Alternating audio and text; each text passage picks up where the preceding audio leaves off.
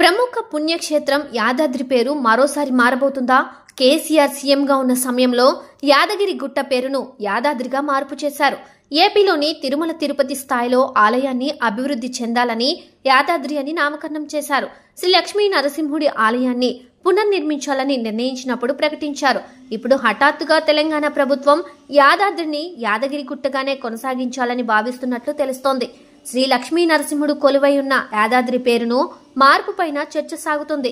సీఎంగా కేసీఆర్ ఉన్న సమయంలో ఈ యాదాద్రి పేరును త్రిదండి చినజీయ స్వామి సూచించారన్న ప్రచారం కూడా జరిగింది. చాలా కాలంగా యాదాద్రి అనే ప్రస్తావిస్తున్నారు. కొంతకాలంగా యాదాద్రి పేరును మళ్లీ యాదగిరి గుట్టగానే పిలవాలన్న డిమాండ్లు సోషల్ మీడియాలో కూడా వినిపిస్తున్నాయి. ఇప్పుడు ఆలేరు ఎమ్మెల్యే బీర్లా ఐలయ్య ఈ పేరు మార్పు పైన కీలక వ్యాఖ్యలు చేశారు. యాదాద్రిని మళ్లీ యాదగిరి గుట్టగానే మారుస్తామని ఆలయ సన్నిధిలో వెల్లడించారు. ఈ క్షేత్రాన్ని అభివృద్ధి చేసేందుకు ముఖ్యమంత్రి రేవంత్ నిర్ణయించారని చెప్పుకొచ్చారు. త్వరలోనే సీఎం క్షేత్ర సందర్శనకు రానున్నట్లు తెలిపారు. నెల రోజుల్లోగా సమీక్ష సమావేశం ఏర్పాటు చేసి క్షేత్రానికి పూర్వ సంప్రదాయం చేకూర్చేలా ప్రయత్నిస్తామని వివరించారు. కొండపై డార్మిటరీ హాల్ నిర్మించి భక్తులు నిద్ర చేసే అవకాశం కల్పిస్తామని చెప్పారు. పూర్వం నుండి ఈ క్షేత్రానికి ఉన్న పేరు మార్చడం సరికాదన్నారు.